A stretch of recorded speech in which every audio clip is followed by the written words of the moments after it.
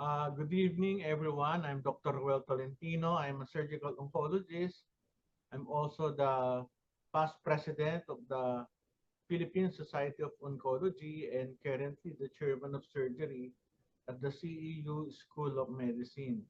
Welcome to our book review, and this is brought to you by the CCG Group. This is a group of people dealing with their own businesses. So we'll start. This is my background, as I have said, and I studied here in Metro Manila from LaSalle Ateneo. I'm also a graduate of the Surgical Oncology Program of St. Luke's Medical Center, where I am currently connected.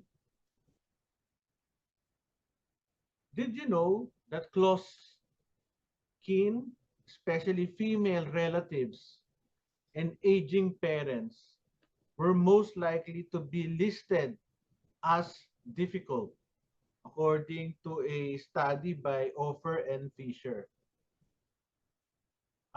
When I saw this, I was very surprised. Why? Kasi ang sabi niya, female relatives.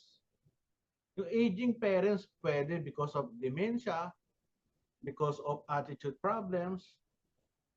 And according to this study, ang mga difficult people, sila yung mga tao na no choice ka. Sila yung kasama mo lagi.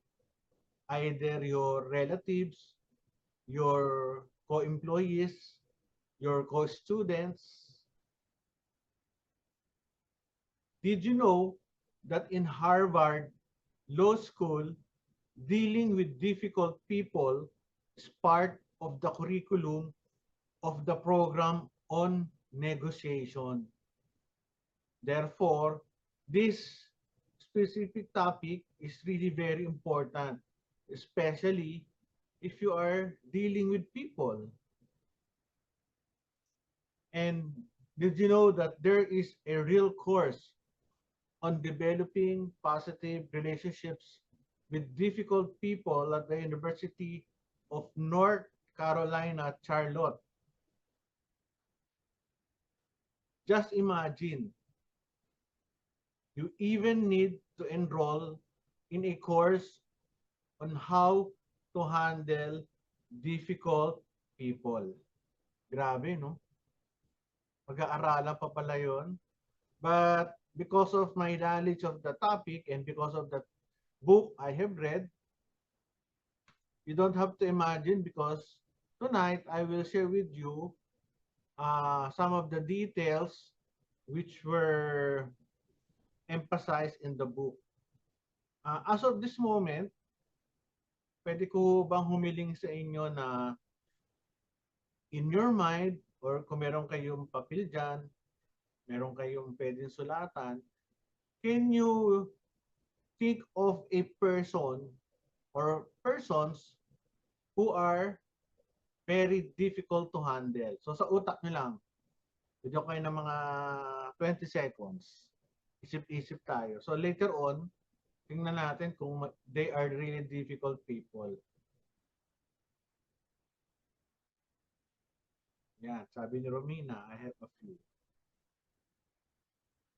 By the way, if you were invited by someone, kindly send a PM to them na you are here in the room attending, and please thank the person who invited you. This is the truth. Difficult people are all around us.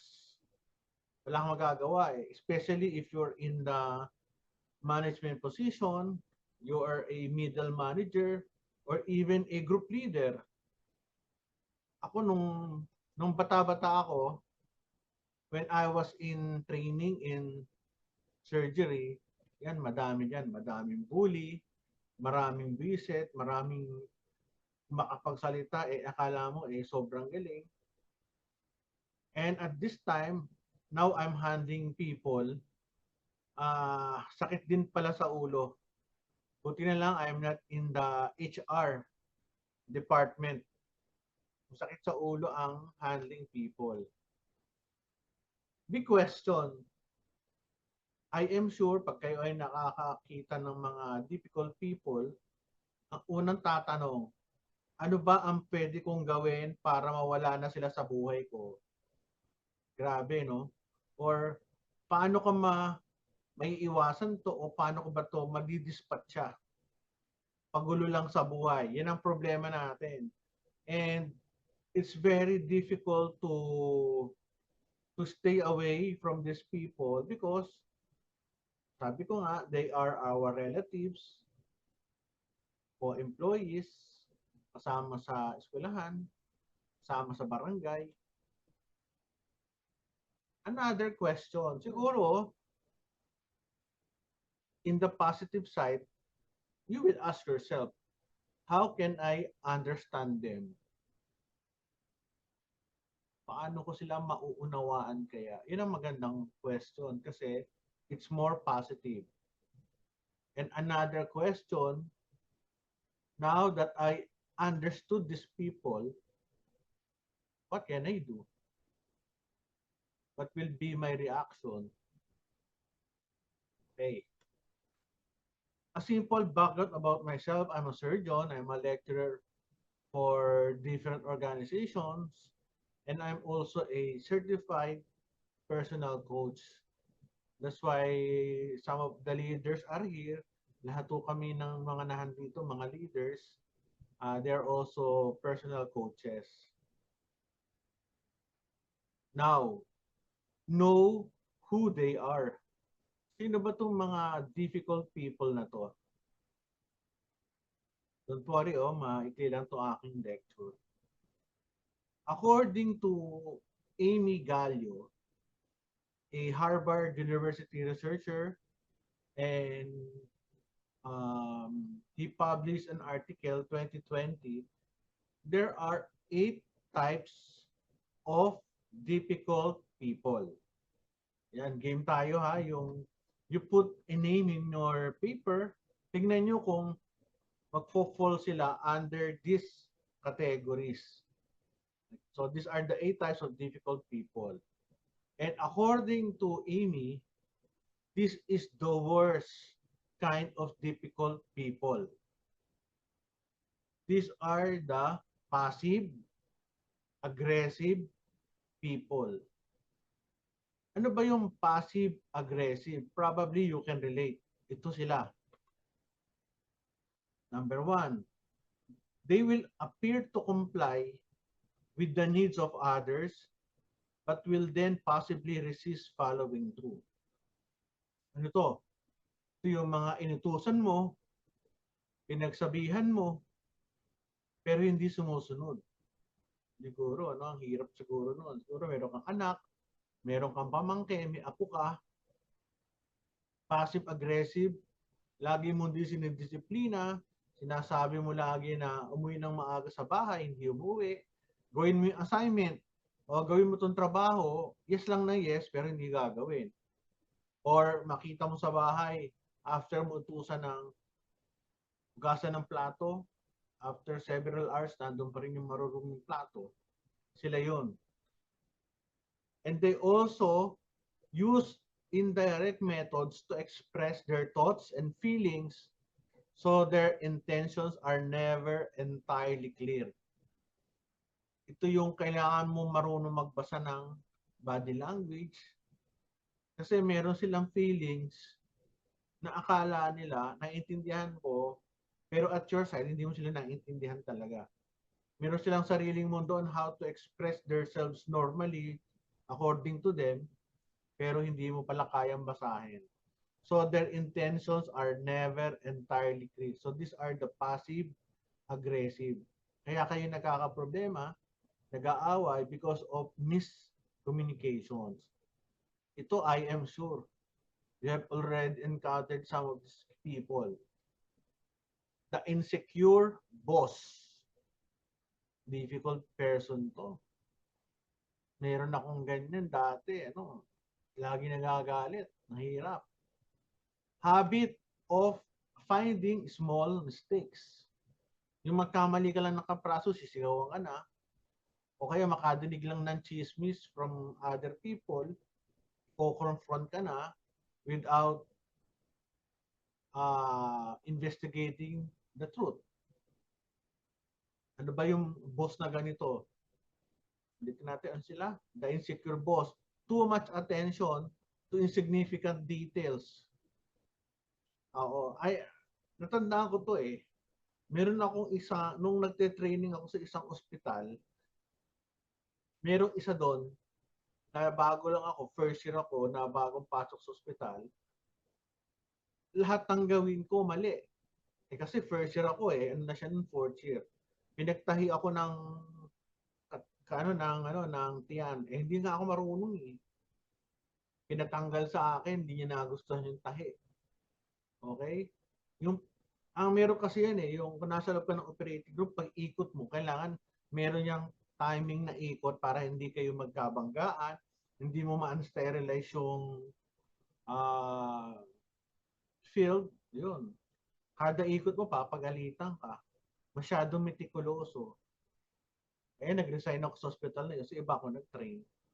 Others are threats to them. Para sa kanila, hindi ka pwedeng umunlad. Dahil pag umunlad ka, masasapawan mo sila. So meron ganyan mga tao. Mataas ang pride, hindi pwedeng sapawan dahil sila lang ang boss. Ito isa pang mahirap. The pessimists. Who are the pessimists? Alam naman natin yung mga nega. Lahat ang sabihin mo, nega. We will not be able to do it. We will not be able to finish it. Masyado silang passive na lahat ng gawin mo, mali. O lahat ng gawin mo, hindi kayang gawin pala daw, according to him. Can never find anything positive to say. Yung mga pessimist, yung pag nakausap mo sa breakfast o sa lunchtime, kikwento niya sa inyo lahat ng kabisitan, lahat ng kamalasan ng nangyayari sa kanya. So what will happen? Pati ikaw affected. Yung kunyari, pang bababae ng kanyang asawa, pati yung kinikwento sa'yo, lahat ng negative. So ikaw, imbis na matuwa ka that day, negative din ang vibe mo. The victim. Ano ba yung the victim? Ito pa yan. Ang feeling niya, lahat ng tao galit sa kanya. Ang feeling niya, lahat ng tao, dinadown siya. According to Amy, this person feels everyone is against them. O feel everyone is against them. And blames others often. Biniblame niya ibang tao. Mahilig mag-blame. Nakakita na ba kayo ng ganun tao? Blame ng blame. Sisi ng sisi. Blames others often. Pag may nangyari sa kanya, hindi ako na-promote eh. Paano hindi ako mako-promote eh? Kasi kayo mga sip-sip. Ibababa ang grades ko. Paano ako hindi bababa ang grades? Yung teacher ko eh, hindi marunong magturo. Okay? Ano pa? Yung asawa ko, nangangaliwa. Eh, ang bait-bait ko naman. Di ba? Mahirap yung ganun. The know-it-all. Ito ang pinaka-nakakabwisit. I have so much encounter with those people na we know it all. Even kayo naman siguro. Kayo kasi, I don't know your career. Ano? Sa amin sa pagdodoktor, almost every day, meron kaming conference. Katulad kanina, maghapon ako sa St. Luke's. Oo. Ang problema dyan, pag nasingitan ka ng isang tao, the know-it-all, mabibisit ka kasi siya lang ang tama. Meron nga ako mga ganyan na encounter, lalo na sa mga senior consultants. Pag meron kaming conference, so I will say my piece, ang sasabihin nila, nako mali yan. Ang problema, yung alam nila, obsolete na eh. Diba? For them, they are the smartest persons around. So, lahat ng dapat lahat ng desisyon sa kanilang mga gagaling. Nahirap yun, yung lahat ng desisyon sa kanya. Lahat ng plan kailangan dadaan sa kanya. Ang problem dito, sa mga know-it-all, yung yung empowerment. Hindi ka gaganahan magtrabaho kasi you are not empowered. 'Di ba? Always think they are right, lalo na sa mga kamag-anak, tito, tita, lola, lolo, parents mo, 'di ba? Yung ay, wag kang mag-nurse. Dapat sa'yo engineer. Ano nangyari? Hindi ka umasenso kasi you don't like that course. May kaibigan ako, mga kaibigan ko, mga napilit lang ng parents na magme-medicine. Wala nangyari. Nag-quit. Isa nabuntis. Kasi hindi na talaga gusto ang medicine. Ito ang the visit pa na isa, tormentor. Pasensya na kayo sa terms ko kasi I have encountered these people. The tormentor. Naku, ito, lalo na yung mga big boss. Ano ba yung tormentor na visit? Sorry for the term I am sure ganun din ang feeling nyo. Mistreats others. Basta kahit anong klaseng mistreatments, yun na lang, lahat. Wala silang respect, hindi ka ginagalang as a person, and they will make your life miserable. Gusto mo umasenso, pinupull down ka, di ba? Ang tawag diyan yung the tormentor. Lahat ng gawin mo, mali, tsaka hindi ka binibigyan ng importansya. Ganun na lang. Lagi kang inaasar, binibisit. Ito, the bias. Ito, hindi ko maintindihan kung bakit nasama to the bias. So, tinignan ko sa explanation, ano ba yung the bias? Sabi nila, sorry this is their this is the definition of the author. So, ang the bias daw, these are the insensitive statements, questions, or assumptions. Yung mahilig silang mag-comment, yan nga, inappropriate and harmful comments. Mahilig silang magsalita ng pabalang, may sarcastic, kasi nga, yun ang personality na sarcastic na ang lahat ng lumalabas sa bibig sa kanila, parang you are not a good person. Sensitive statements, questions, or assumptions. I am sure, hindi nyo naman matatandahan lahat ito, pero I know the feeling. I will give you the link for the slides later on. Okay, mag-alala, bibigyan ko kayo ng ng slides. So you can review, pwede nyo rin ma-share sa group nyo. Okay nga, according to Romina, they have prejudice and they share it. Ang hirap. Next, the political operator. Ito ang matindi. Ano ba yung political operator? Ito yung mga sipsip. Nako. Nangyari na sa akin yan. Nung ako ay nagte-training, may mga sipsip. Pag nagkamali ka, diretso agad sa taas. So, papagalitan ka naman sa taas. Yan yung wala akong pakialam, kailangan ako lang aangat. Fixated on getting ahead. Wala akong pakialam sa inyo, no? Basta ako, aangat ako lahat ng gagawin ko sa opisina na to, gagawin ko sa school na to para umangat ako, iwanan ko kayo. Kailangan ako ang leader. Kailangan ako sikat. Ako ang CEO. Ako ang principal. Ako ang chairman. Ako ang head. Ako ang presidente. Okay? I need this. So kung hindi kayo susunod, diyan kayo sa buhay nyo. Fixated on getting ahead. And what are the reasons for difficult behavior? Alam nyo, ang tao, talagang may taong difficult to handle. Pero at the back of our minds, we should know the reasons for the difficult behavior. Kasi if you understand them, it will make your life easier. Una-una, excessive stress, personal issues. Ito madalas nating ma-encounter. Example, sa place of work ko, may mga nag-absent, hindi mo mahanap, hindi mo makita kung saan nagpupunta, hindi sumasagot sa tawag. Yung pala, meron palang personal issues, meron siyang uh, anxiety disorder, or excessive stress. Yung nag-aaway sila ng asawa niya, may problema sa anak, namatay naman pala, kaya naman pala kahit kausapin mo, hindi ka sinasagot. O kaya ayaw sumama sa lunchtime, ayaw sumama sa gimmick. Kaya look at their inner soul. Baka naman talaga mayroong excessive stress, personal issues.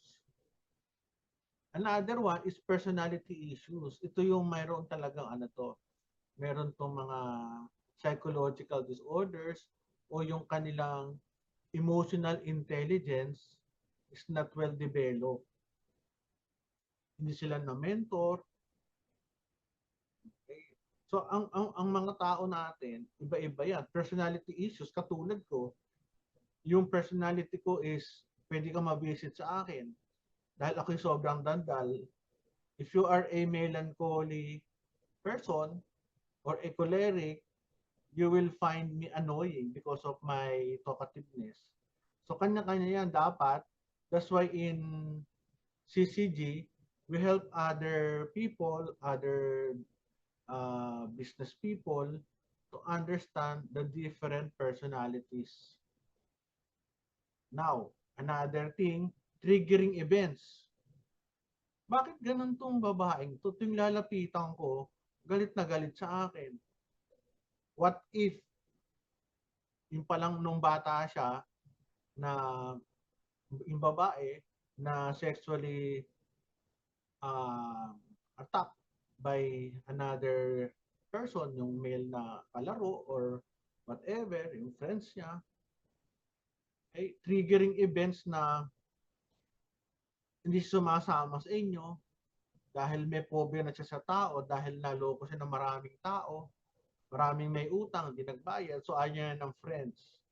So may mga ganun. Tingnan mo, bakit ba ganito ugali nito?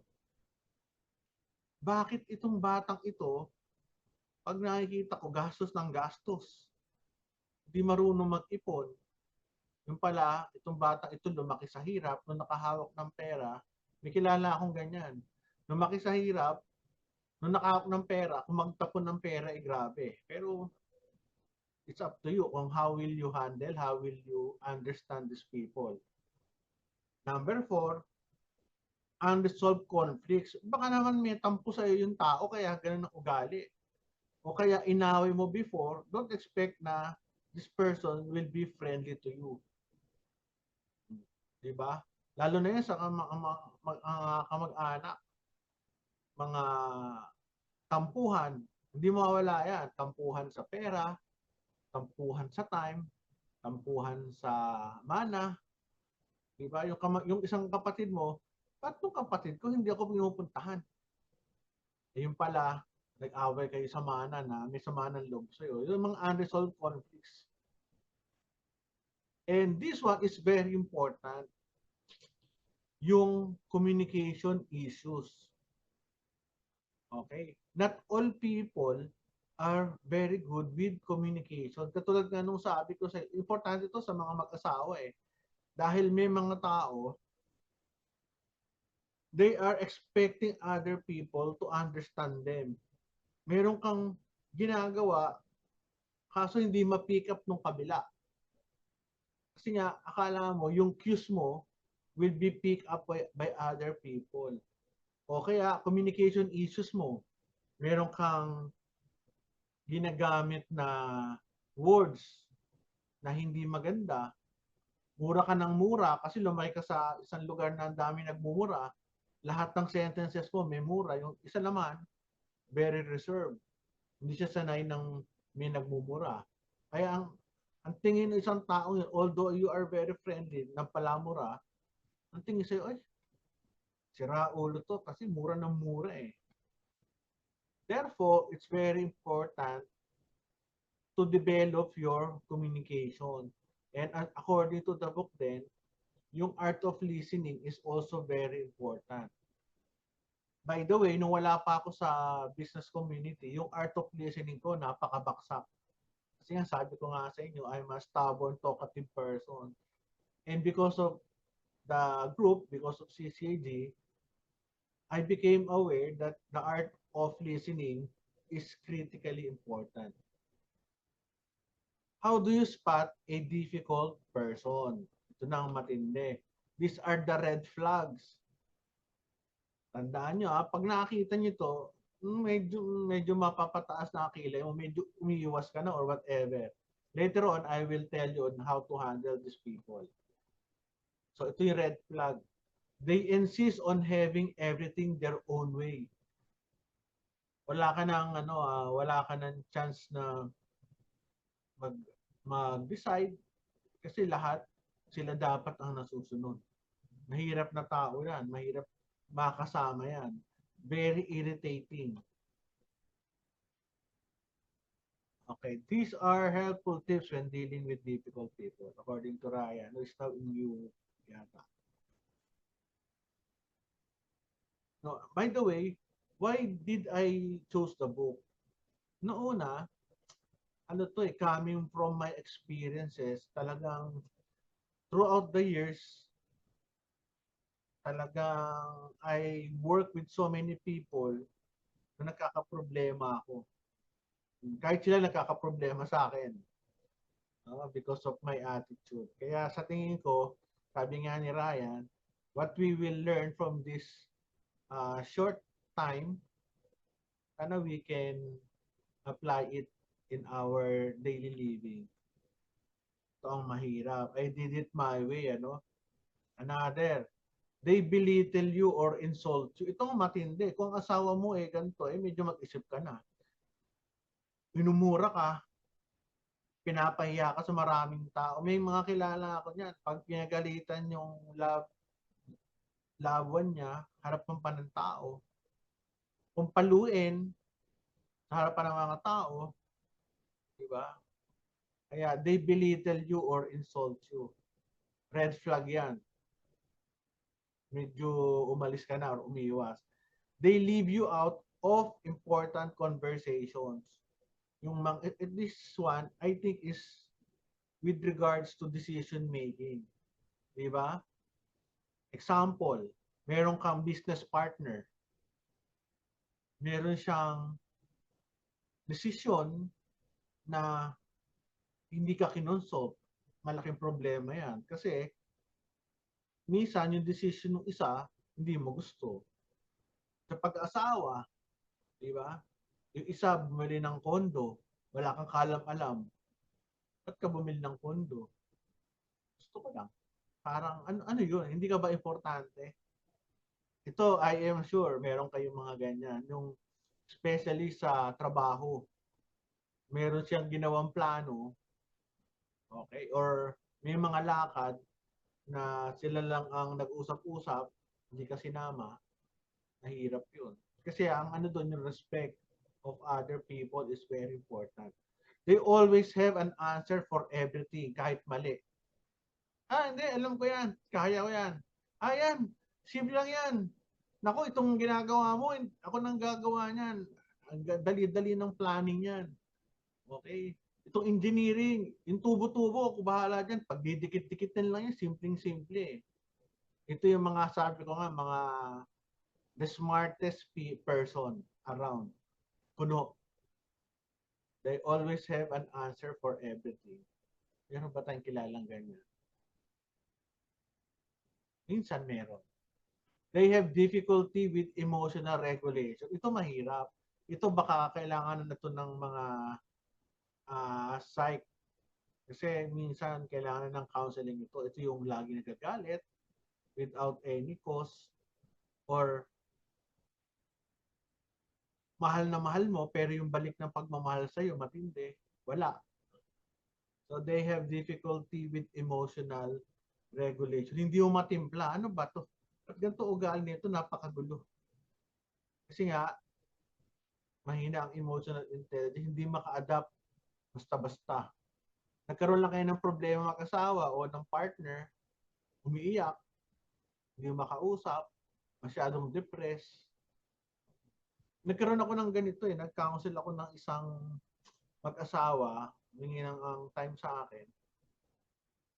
Yung lalaki, tinanong ko eh, kahit isang love language wala for the wife. Sabi ko, malabo ito. Pinaghiwalay ko na lang sila. Hiwalay na sila. Wala eh. May psych problem yung lalaki. Hindi na mahabol. Ito, people seem to avoid them. Pero ka bang kaibigan na ayaw ng mga tao, ikaw lang ang kaibigan sa lahat ng 2 billion of people in the whole world, more than 2 billion people, ikaw lang ang kaibigan, eh, may problema yun. Unless you are so kind na you are entertaining this person. So kung ikaw lang, meron tayong ano dyan eh, may mga, I'm sure meron kayong kaibigan na pati ang kapatid, magulang, kaaway. But ikaw lang, i-red flag mo na yun. They exhibit toxic traits like being picky. Picky, ano yun, mapili. Metikuloso masyado, hindi ka makagalaw. Bossy. Alam naman natin yun. Or gossiping, kung walang ginawa kundi makipag-chismis, saying negative things about other people. Eh, dapat isipin mo, at your back, ikaw din ang pinagkikwentuhan niya sa ibang tao. So, ang tawag natin, sa aming mga medical people, toxic. Pero kaming ganyan term toxic. Yun. So, ang toxic sa amin is sobra na. Sobrang-sobra naman yung ugali na yan, toxic traits. They second guess everything you say or do. Ang tinignan ko to sa dictionary eh. Ano pa tong second guessing? Ito yung mga tao na pag may ginawa ka, pinipredict na nila kung ano yung mangyayari. Kaya kunyari, meron kang plano. Ay, hindi. Sa isip ko, hindi yan. Hindi mangyayari yan. So, tingnan nyo na lang kung ano yung second guessing sa Google. Tingnan yung definition niyan. Sila yung mahilig mag-predict, nasa utak nila, yung prediction nila ang tama. So, pag meron kang ginawa at hindi naging successful, ang iisipin niya, ito yung word sila. O yan, yan kasi ang ginawa mo. Sabi ko naman sa'yo before, hindi yan pwede. Mag-fail talaga yan. Yung parang nagbe-blame. O yan, ikaw kasi, yan ang pinakasalan mo. Diba, sabi ko sa'yo, huwag ka magpapakasal dyan. Kasi alam ko namang hindi kayo magiging maganda. Yun. Toxic, ano? Their private and public behavior is inconsistent. Sa ibang tao mabait, sa'yo salbahe. May problema yun. Diba? Sa ibang tao nagbibigay ng pera, ikaw yung asawa, hindi ka binibigyan ng pera, may problema yun. Private and public behavior is inconsistent. At ito na yan. You don't feel comfortable around them. Di ba? Pag meron kang difficult person, nilalayuan mo nga eh. Ako may ganyan ako sa ospital eh. Sorry talagang galing sa experience eh. Pag may sa ospital, layo-layo,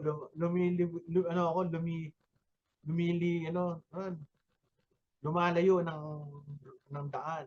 O kaya alam namin darating to sa ospital, tatago na kami. Kasi ayaw namin kausap, di ba? Sorry that's being natural and being me. They exhibit extreme jealousy or codependency. Ano ba yung jealousy? Wala kang ginagawa, selos na selos. Meron ka lang ka-business partner na ka-chat ng babae, pagsisilosan ka. Toxic na toxic yun. Yung wala ka pa sa bahay, ang labas mo is 5. Ang biyahe, 1 oras. 6 o'clock, hinahanap ka na, galit na galit na sa'yo. Yun, jealousy yun. Toxic behavior yan. Or codependency. What is codependency? Lahat inaasa sa'yo. Hindi nagtatrabaho kasi meron kang trabaho. Hindi niya nagde-decide kasi gusto niya ikaw lang mag-decide. Problema, ayaw magpalaki ng bata kasi gusto niya ikaw lang. Toxic yun. Diba? Now, what should I do? Ito na. According to the book, humbly walk away from difficult people. This is the simplest. So, kung kaya mong iwasan, iwasan mo na. Diba? Kasi ganito yan eh. If you are with these people and they are giving you negative vibes, I always say this in my lectures. Yung utak mo is 100%. Gusto mo, positive yan, 100%. However, if you have difficult people around you, because of the negativity, yung 100% mo magiging 80%, magiging 60%, sira na yung ang araw mo. So, what is the best thing to do? Shy away from negative people. Number two, try and understand the difficult person. Sabi ko nga sa inyo, baka may pinagtataanan. Sinabi ko yung mga 5 issues, yung mga personality issues, stress, miscommunication lang yan. Okay? Or may ibang other factors affecting his or her attitudes. Try to understand bago ka magsalita o bago ka mag-isip ng negativity towards that person. Number three, take responsibility for your own reaction. Pag binigyan ka ng isang difficult problem, it's up to you kung ang i-react mo ba ay positive o negative. For example, yung isang difficult person nasa harapan mo, hindi mo na gugustuhan yung kanyang hindi mo gusto yung nakikita sa kanya, gagawin mo, susungitan mo. Pag naramdaman niya masungit ka, susungit din siya sa'yo. Susungitan na kayo. Ang tawag natin din yung based on by lecture sa stress, yung snowball effect. Yung simpleng problema lang, pag pinabayaan ng pinabayaan, lumalaki. Okay? So, pag, pag pakita ka ng negativity, ang balik mo, negativity. Negative na nga yung other person eh. Ito importante. Learn what to say and not to say to a difficult person. Pag minura ka, huwag mo murahin. Okay? Ito pa ang nabasa ko in one of the books I have read before. Please, ito lang sana mag-imbibe sa inyo. Pag meron kayong negativity vibe sa isang tao, wag niyo itong sasabihin sa ibang tao. Okay? Ito ang aking mantra ba tawag doon. I cannot say something against that person na ini-imagine ko nasa harapan ko siya eh. So kung ano yung hindi mo pwedeng sabihin sa harapan niya, huwag mong sabihin sa ibang tao. Babalik ka na at babalikan ka. What if nag-message ka doon sa isang best friend mo, at total kaibigan na si Raulo. Pag yan ay nag-leak, bumalik yan doon sa kabila, wala kang lusot, naka-screenshot ka na. O kaya, in a group of friends, sinabihan mo ng negative, chismis. What if isa doon nakaaway mo, babalikan ka doon isa dahil chichismis ka doon sa kabila. So, yun lang, learn what to say and not to say to a difficult person. And number 5, ito yung last na sabi niya, deal with the difficult behavior and not the person. Ano ibig sabihin yan? Magalit ka sa ano ko to eh, lagi ko itong iniisip. Nagagalit ako sa ugali, pero I'm not mad with the person. Yung the whole person. Yung ugali niya maaaring masama, pero yung personality, the person itself is hindi. Marami ito. Marami na kung sa YouTube channel ko, madami ako na-encounter nito. So, nagagalit ako doon sa sinabi nila sa kanilang pagbabas. Binababas din ako minsan eh. Nagagalit ako doon sa sinasabi nila, pero sinasabihan ko sila na doon lang sa sinabi ako nila ako nagalit, pero I'm not angry with that person. Kasi mahirap. Pag ginamitan mo na, dapat hiwalay yung ugali, hiwalay mo yung physical body. Para after that, friends na kayo in the future. Kasi pag nagalit ka sa person, mahirap maging friends in the future. At isa pa, mindfulness. Ang ibig sabihin ng mindfulness, um, be in the present. Ngayon, pag nagalit ka, siguro nagalit ka lang during that time. Pero in the next few days, tanggalin mo na yung galit mo. Siguro pwede ka magalit during that time lang. Tawag, ano yan eh, recent ko lang siya nalaman na you read on that, mindfulness. Yung be at the present. Yun lang. So nagalit ka 2 days ago, wag mo nang 2 days ago na yun, wag ka nang magalit today. Noon pa yun eh. So these are my take-home messages. Identify difficult people, understand them, and decide what to do. So ulitin ko ha, identify difficult people. Marami yan, nagkalat sa paligid mo. Understand them and decide what to do. Iwanan mo sila or give a positive aura towards them. Sabi nga ni Father, ito kakapos lang ito this week. Never stop being a good person, even if others treat you badly.